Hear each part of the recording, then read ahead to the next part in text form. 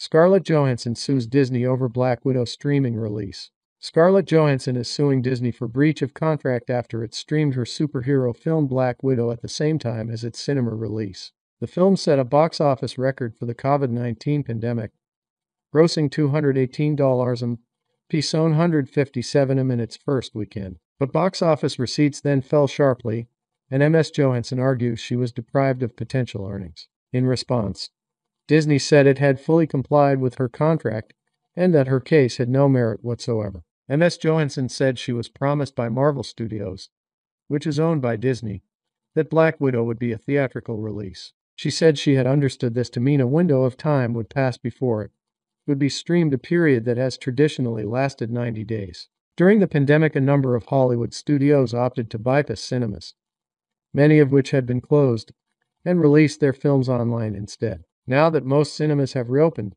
Disney, along with fellow giant Warner Bros., has chosen to maintain a dual-release strategy for their major films. On its first weekend, Black Widow took some $80 in ticket sales in North America and $78 internationally, plus at least $60 in Disney Plus Premier Access rentals. Sources close to the actor, whose salary was based on the box office performance of the film project, that she lost $50, according to media reports. Shameless attack. Disney countered by claiming that the dual-release strategy had significantly enhanced Johansson's ability to earn additional compensation on top of the $20 she has received to date. In a strongly worded statement, it said her legal action was especially sad and distressing in its callous disregard for the horrific and prolonged global effects of the COVID-19 pandemic. Johansson's agent fired back, accusing Disney of shamelessly trying to smear her character. Scarlett has been Disney's partner on 9 movies, which have earned Disney and its shareholders billions, wrote Brian Lurd in a statement. The company included her salary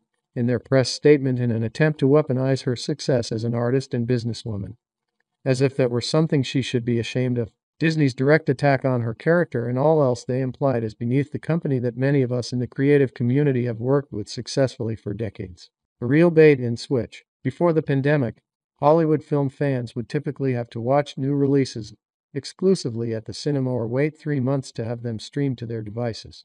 Major studios have recently been mixing cinema releases and streaming in different ways as cinemas battle to win back viewers wary of catching COVID in confined spaces. Yet the move has not proved popular with some of the film industry's leading talents, among them Tenet and The Dark Knight director Christopher Nolan. Last year, the British filmmaker criticized Warner Bros. Over its plans to release major movies on HBO Max, describing the situation as a real bait and switch. Warner Bros. Had an incredible machine for getting a filmmaker's work out everywhere, both in theaters and in the home, and they are dismantling it as we speak, he told The Hollywood Reporter. Their decision makes no economic sense, and even the most casual Wall Street investor can see the difference between disruption and dysfunction. No more mega paydays.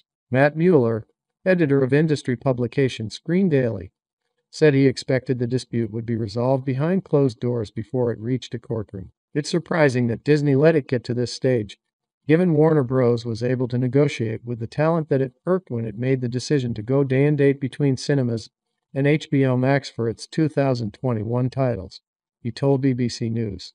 I think other stars will look at how Scarlett's case proceeds, while studios with complementary streaming platforms will already be looking at what contractual steps they need to take to ward off further actions. Whatever the outcome of Johansson's case, Mueller doubts it will make Disney change its dual-release strategy. Disney's ultimate boss is its shareholders, and they want Disney Plus to be hugely successful, he continued. But it might make the top talent think twice if they don't think they can score the mega paydays that theatrical releases have been able to generate for stars in the past.